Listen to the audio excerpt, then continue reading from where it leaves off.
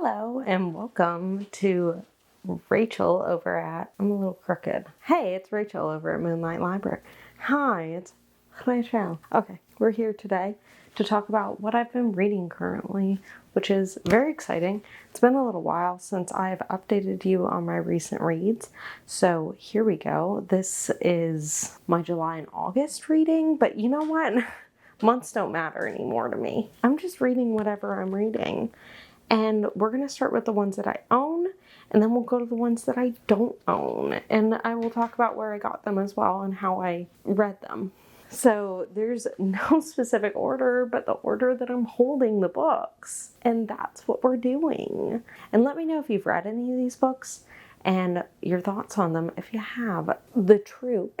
Maybe we can talk about how I've heard about each of these books. Okay, so The Troop I've heard about on so many different channels and just in general, like in my real life and my booktube life, everywhere. People seem to really love The Troop by Nick Cutter. This is a horror book. It feels like a movie that you could almost not make because it's so horrifying. It involves parasites. Worms. Very body horror. It's almost like Lord of the Rings because you have this troop of Boy Scouts who are on this island and stuff's going down, you know?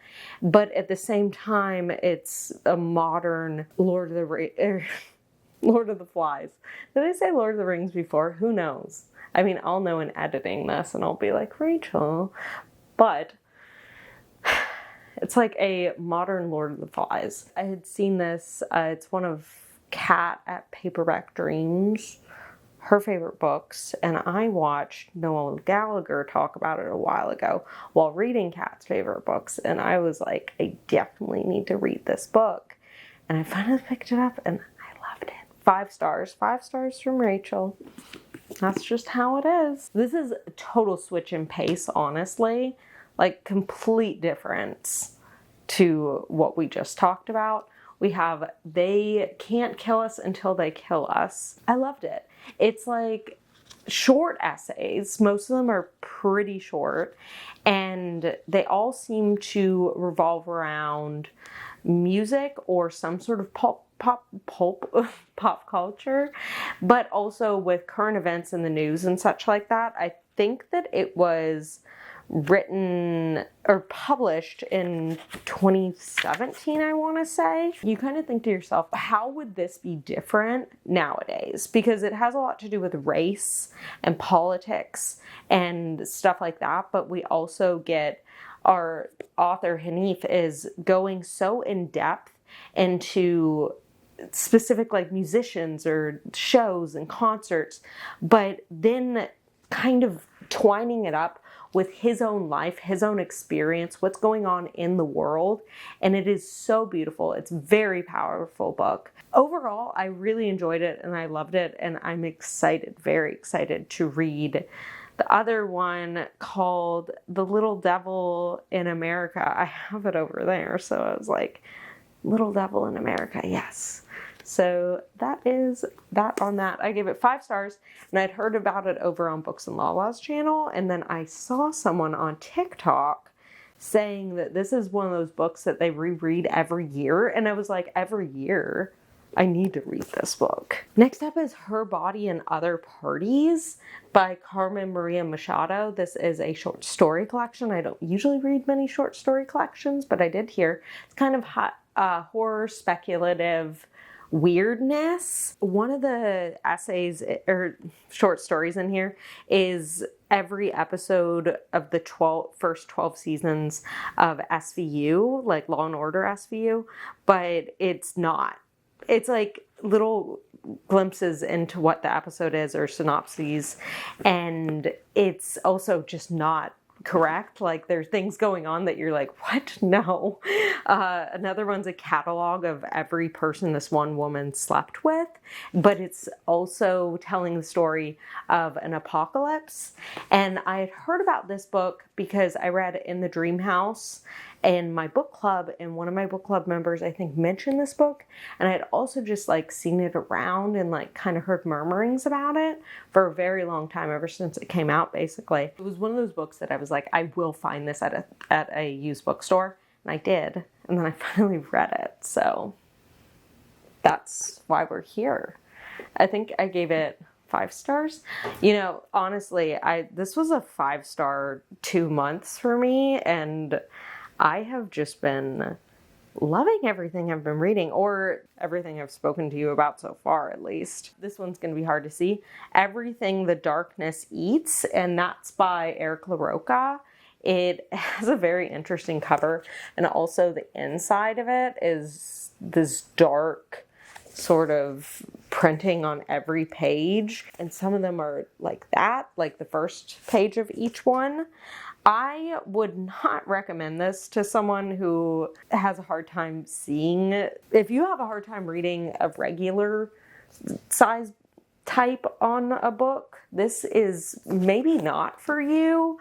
Maybe get the ebook or get an audiobook, because I don't know how accessible it is. I even had a hard time, and my eyes are pretty okay. At least my like nearsightedness is okay. This one, we're following this man Ghost, and he's lost his wife, but it's also in this weird small town where I don't even know how to accurately describe this one, but it feels very Lovecraftian in a way, which is kind of something I've found in Eric LaRocca's writing. Monstery thing, this feeling, this eeriness going on. I ended up giving it 3 stars though, because it followed multiple perspectives, and I don't fully feel like they came together in the best way. It was just kind of like this, like, here we are, we're together now.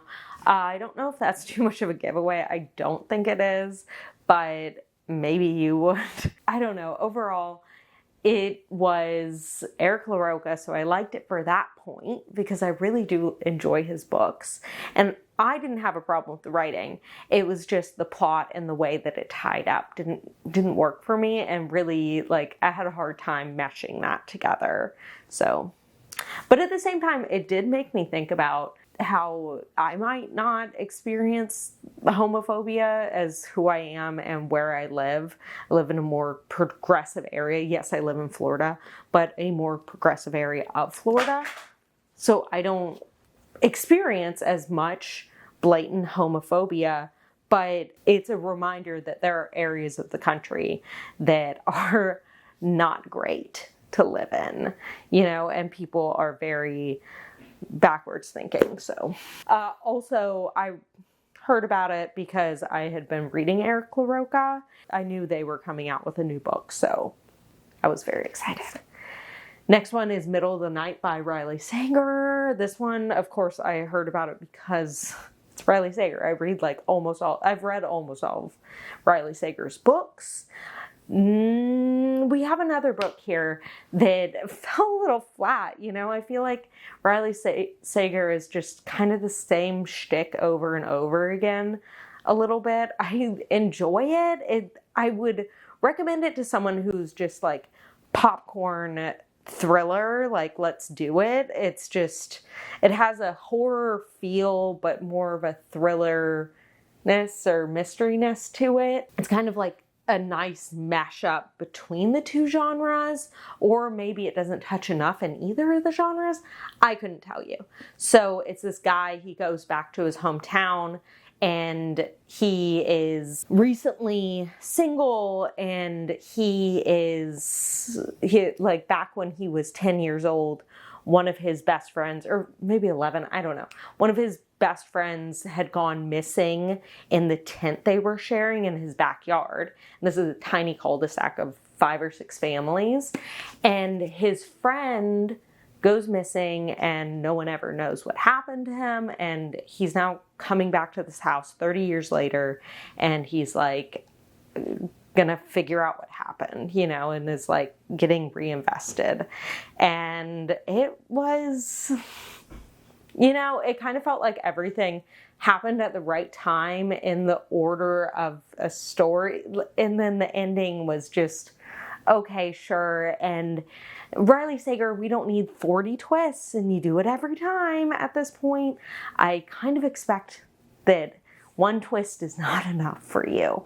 So I gave it 3 stars because I enjoyed it, but like it was okay. It was okay. That's it.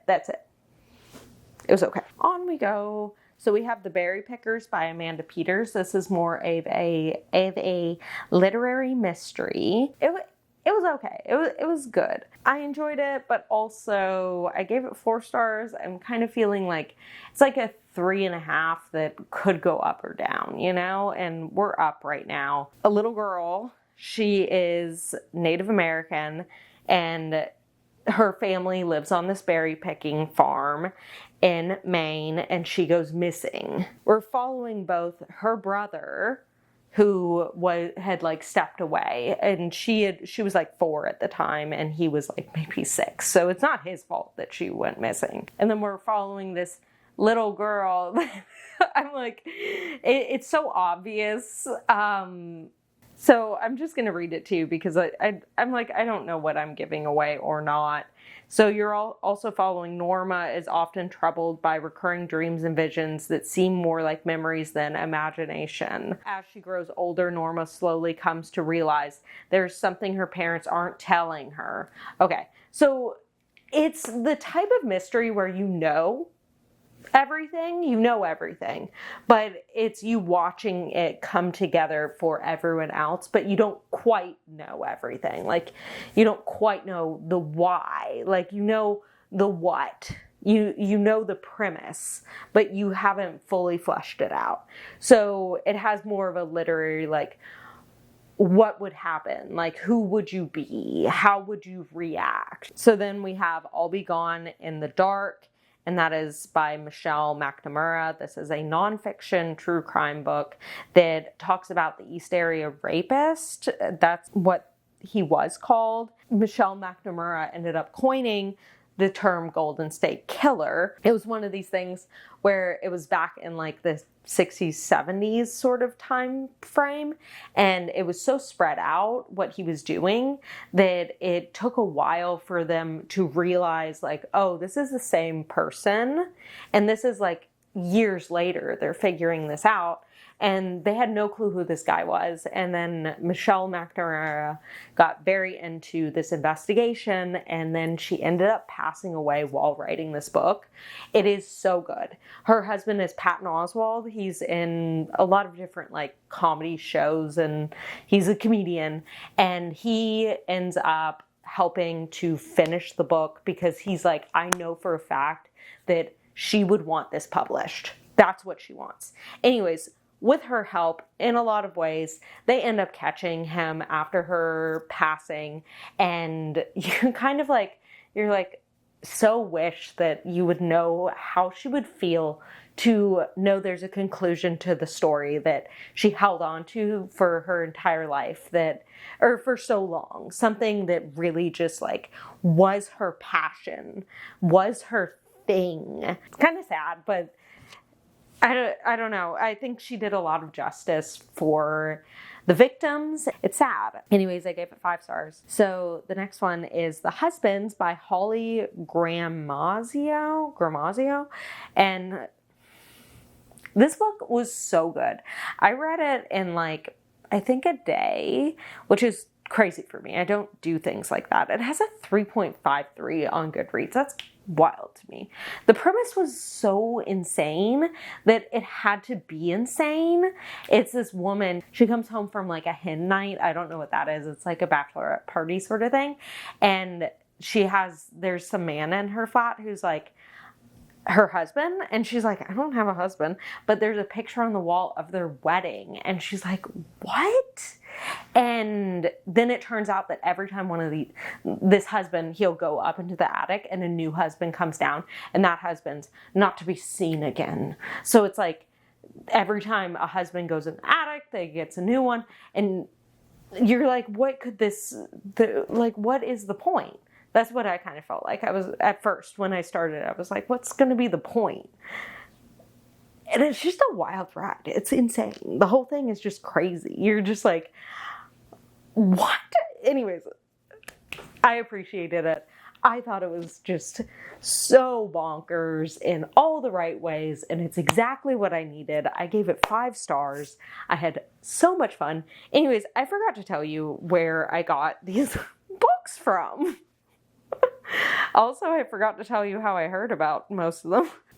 Okay, the Berry Pickers, I heard about. It was my book club book, so that's how I heard about it. And I got it from the library. I got the physical book from the library. I'll Be Gone in the Dark. I've just been hearing about it since it came out. And I got that one through Hoopla. I got the audiobook. I listened to the audiobook for it. And then The Husbands, I heard about it on Books and Lala's channel, and I got that one as like the actual book from the library. I had put it on hold. I was like, I'm going to start using my library more, which I work at, and I'm going to check out books.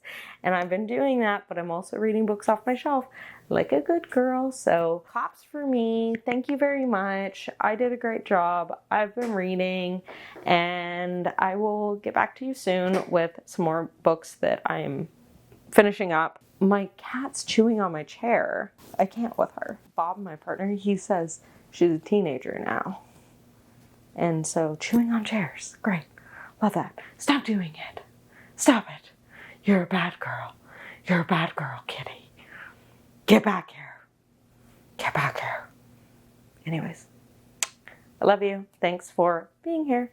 Bye-bye.